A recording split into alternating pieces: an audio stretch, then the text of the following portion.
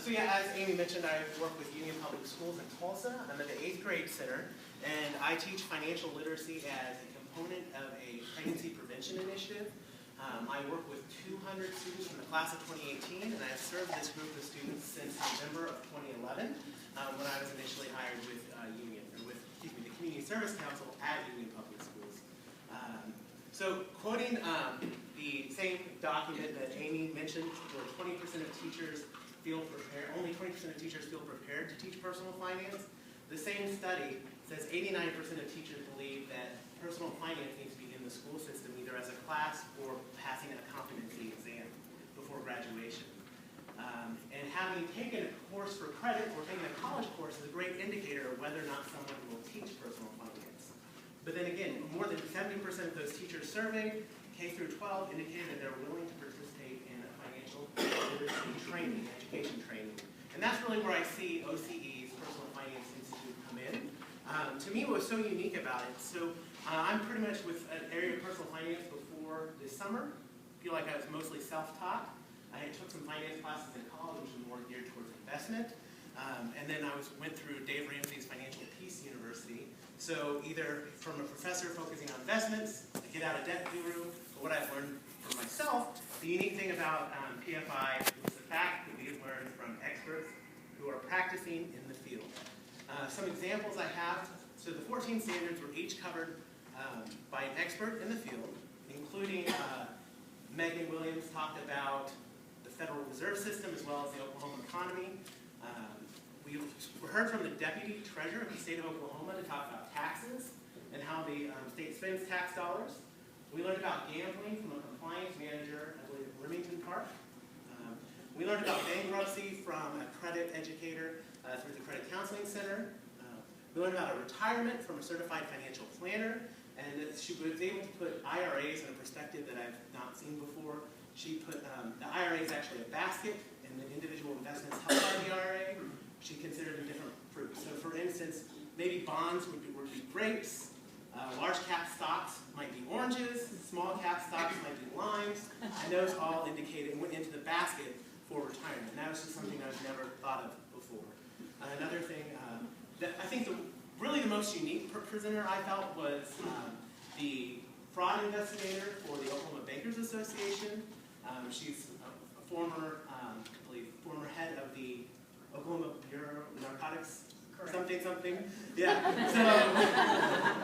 But I just felt Elaine Dodd was so engaging and really provided information about fraud prevention that I've never heard before, and was able to implement with a student parent had an issue with a bank that we were able to contact her to help resolve the issue or help figure out how to get that resolved.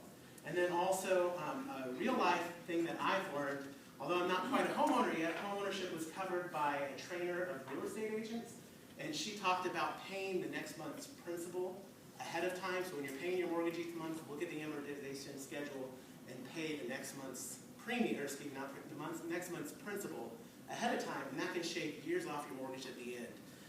And I've been able to, I went home, and several of my friends who are homeowners are doing that per what I've learned from the Personal Finance Institute. So not only have I been able to apply it to my life, apply it to my friends' lives, I've also been able to apply it to my students. So I think PFI was a great opportunity.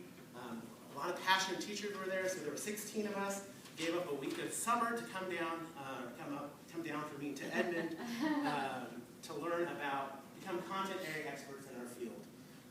It was a great place to network and share resources with other teachers. And for me, it was like, so you know how you go, Ann mentioned a conversion experience. To me, it was kind of like a conversion. You know, when you go on a church retreat, you come back on a Jesus high. After PFI, came back on a personal financial literacy high. I was really excited to go back into the classroom. So it helped me feel more confident in teaching personal financial literacy, and it helped me realize that I knew more than I thought I did beforehand. I've been able to share what I've learned with my students, better answer questions, and deeper explore different topics. And the students have recognized that. I had one student pull me aside after learning I'm getting married in October, next October, pulled me aside after class one day. He's like, Mr. Rempe, I'm concerned about your income as a teacher. And suggested I look for a career change in banking to better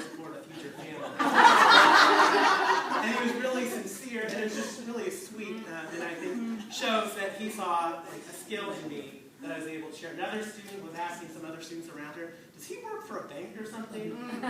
So I think they recognize the knowledge that I've gained through Personal Financial Institute. And not only that, I've been able to pass that on. So not only do they recognize it in me, but I was really happy with one of my proudest moments of the semester. We had a mortgage officer from a local bank come in and talk. And one student listed off some facts about the FDIC insurance that the banker didn't know.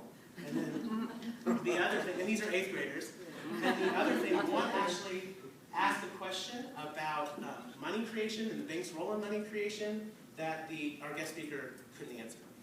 So that really was a proud moment for me.